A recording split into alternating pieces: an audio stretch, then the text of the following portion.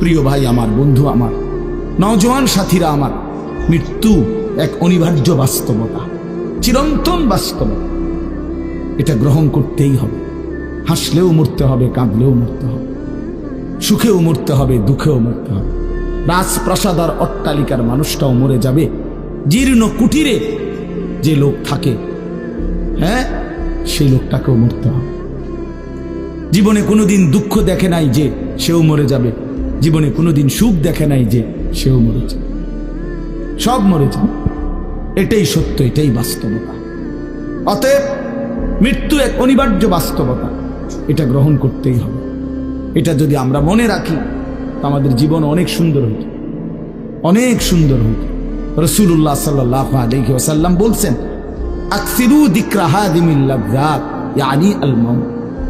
আল্লাহর নবী বলেন, আমার উম্মত তোমরা বেশি বেশি ওই জিনিসটা স্মরণ করো যে জিনিস তোমাদের সমস্ত স্বাদ, আনন্দ, আহ্লাদ চিরতরে মিটাই দেবে, তোমারে চিরস্তব্ধ করে দেবে। জলজ্জান্ত মানুষটা আমাদের সামনে হাঁটতো, চলতো, উঠতো, বসতো, ঘুরতো, ফিরতো, হ্যাঁ, সেই মানুষটা মনে করেন আমার চোখের সামনে নাই, তার লাশ আমার সামনে। আহা, সেই লোকটা স্তব্ধ। পৃথিবীর কত মানুষ কত আওয়াজ করতেছে, কত শোরগোল করতেছে, কিন্তু এই লোকটা হাতও নাড়ে না, পাও নাড়ে না, চোখও মেলে না, আর কিছুই করে না। এ কি আশ্চর্য বিষয়! চোখের সামনের এই মানুষটা নাই, কি হলো তার? কে তারে থামাই দিল? কে তারে স্তব্ধ করল? এ তো আমার মতো ঘুরতো, ফিরতো, হাঁটতো। আহ, আমার আব্বারে আমি কত দেখছি, একদিন আমার আব্বা চলে গেল। আমার দাদারে আমি কত দেখছি, আমার দাদা একদিন চলে গেল। আমার জ্যাঠারে আমি দেখে আসছি, দোয়া করে আসছি, ফুঁ দিয়ে আসছি। এক সপ্তাহ পরে জ্যাঠা ইন্তেকাল করলেন, আবার এক সপ্তাহ পরে আমি গিয়া জ্যাঠার জানাজা পড়াইছি। এই তো বাস্তবতা। যুবক ভাই, তুমিও মনে রাখো, বয়স্ক বাবা আপনিও মনে রাখেন। হাসান বসরি রহমতুল্লাহ আলাইহি একজন বড় বুজুর্গ ছিলেন। উনি বলতেন, তিনি যখন কোনো যুবককে দেখতেন আর বয়স্ক দেখতেন, তো তিনি যুবকদেরকে বলতেন, ইয়া মা'শারাশ শাবাব ইন্না যারআ কাদ তুদরিকুহুল আহাতু ক্বাবলা আন ইয়াবলুগা। তিনি উপদেশ দিতেন, হে যুবকগণ শোনো, সব ফুল, সব ফল, সব গাছ চারা পরিপক্ক পাকা পর্যন্ত পৌঁছায় না, তার আগেই অগণিত ফুল, অগণিত ফল, অগণিত চারা গাছ ঝরে যায়। এটা উনি মনে করাইতেন মৃত্যুর কথা। উনি এটা বুঝাইতেন, যুবক তুমি দেখো, একটা আম গাছের মধ্যে যতগুলো মুকুল ধরছে ফুল, সবগুলো আম হয় না। যতগুলো আম ধরছিল ছোট ছোট, সবগুলো বড় পাকা পর্যন্ত যায় না, তার আগেই ঝরে যায়। ঝরেই যায় বেশি, থাইকা যায় অল্প। তার মানে যুবক, কিশোর, তরুণ এই বয়সেই মৃত্যু হয় বেশি, বৃদ্ধ পর্যন্ত পৌঁছে কম। পুরা বাড়িতে অনেক সময় এমন হয় একজনও বয়স্ক লোক নেই, একজনও নেই। আমার ঘর, আমার বাপ চাচাদের যে ঘর, সেখানে আপনার এখন আমার চাচাতো ভাই, জ্যাঠাতো ভাই, আমার ভাই বেরাদর সব মিলাইয়া আমাদের ছেলে পেলে ভাই ভাতিজা মিলে না হয়তো 60-70 জন আছি আমরা, কিন্তু আমাদের একজনও বয়স্ক লোক নাই। আমার দাদাও নাই, দাদিও নাই, জ্যাঠাও নাই, চাচাও নাই, আমার আব্বাও নাই, কেউ নেই। তাইলে কেন এমন হলো?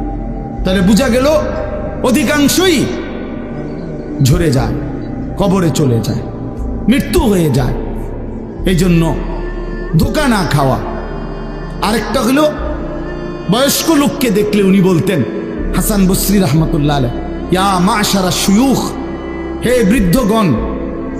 উনি তাদেরকে জিজ্ঞাসা করতেন যে, মা ইউনতাজারু বিসসারআ ইযা বালাগা, যখন কোনো ফসল পাইকা যায় তখন আর বাকি থাকে কি?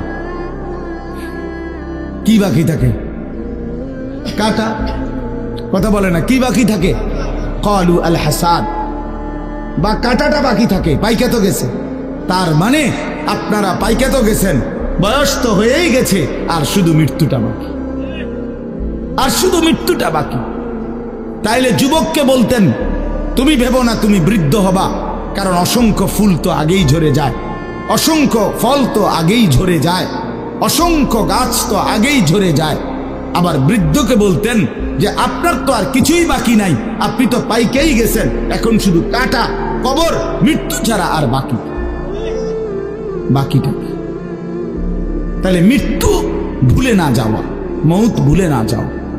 রাসূলুল্লাহ সাল্লাল্লাহু আলাইহি ওয়াসাল্লাম বলেন, কাফা বিল মাউতে ওয়াইজান।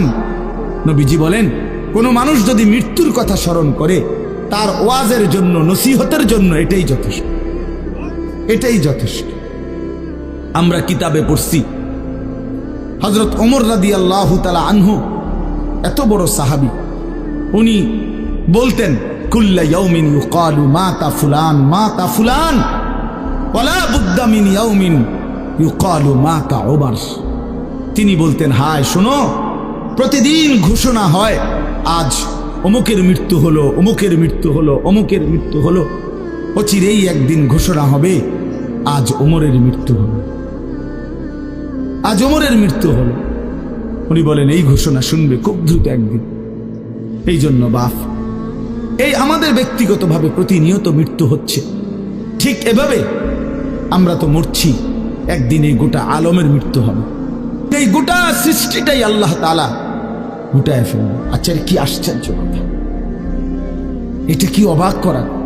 এক মিনিট যদি কেউ বিবেক দিয়া ভাবে, যারে বলে কি হুজুর, বলেন কি, এত বড় আসমান ভেঙে যাবে, এই সূর্য খসে পড়বে, চাঁদ খসে পড়বে। আল্লাহ তাআলা বলছে, ইযা সামাউন ফাতারাত, আসমান ভেঙে যাবে, ওয়া ইদাল কাওয়াকিবুন তাসারাত, তারকারাজি খসে খসে পড়বে, ইযা শামসু কুওয়িরাত ওয়া ইদাল কাওয়াকিবুন তাসারাত। আল্লাহ তাআলা বলছেন, সূর্যটা গুটায় ফেলা হবে, পাহাড়গুলো বালির মতো, তুলার মতো উঠতে থাকবে। ইদা রাজ্জাতিল আরদু রাজ্জা, এই জমিনের মাটিগুলো রেজা রেজা, পাউডার পাউডার হয়ে যাবে। ইদাল বিহারু ফুজ্জিরাত, সমুদ্র, খাল, বিল, নদীর পানিগুলো সব টকবগে উতরাইয়া গরম হইয়া বাষ্পের মতো উড়ে যাবে।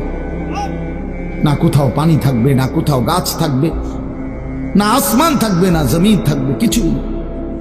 আচ্ছা, এটা কেমন কথা, এটা কেমন আশ্চর্য বিষয়। এই গোটা আলমের মৃত্যু হবে। আল্লাহ তাআলা কোরআনুল কারীমে বিশ্বাস করেন, অসংখ্যবার এই কথা এটা বলছে, এটা হবেই হবে। ইদা ওয়াকাতিল ওয়াকিআ, আল্লাহ বলেন এই ঘটনাটা ঘটবে। লাইসা লিওয়াকাতিহা কাযিবা, এই ঘটনা মিথ্যা মনে করার মতো কেহ নাই।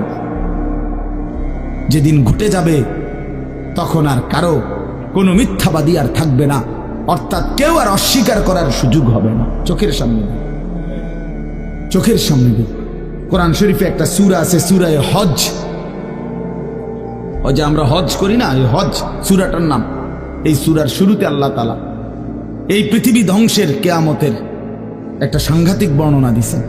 ওইখানে আছে, আল্লাহ বলেন, ইয়া আইয়ুহান নাসুত্তাকু রাব্বাকুম, হে মানুষ তোমরা আল্লাহকে ভয় করো।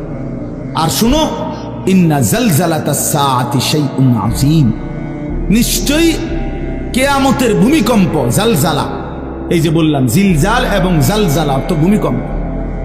আল্লাহ বলেন কিয়ামতের ভূমিকম্প, ইসরাফিল যখন ফু দিবে, আমার এই পৃথিবী যখন ভাঙতে শুরু করবে, এই সৃষ্টি জগৎ পুরাটা যখন আমি আল্লাহ গুটায় ফেলবো, ওয়াস সামাওয়াতু মাতবিয়াতুম বিয়ামিনি, আল্লাহ বলেন 7 আসমান আমি আল্লাহ তাআলার হাতের মধ্যে গুটায় ফেলবো, গুটায় ফেলবো। তুমি জানো না আমার ক্ষমতা। কুল্লু মান আলাইহা ফান ওয়া ইয়াবকা ওয়াজহু রাব্বিক, সব শেষ করে দেব আমি, শুধু আমি আল্লাহই থাকবো, শুধু আমি আল্লাহই থাকবো।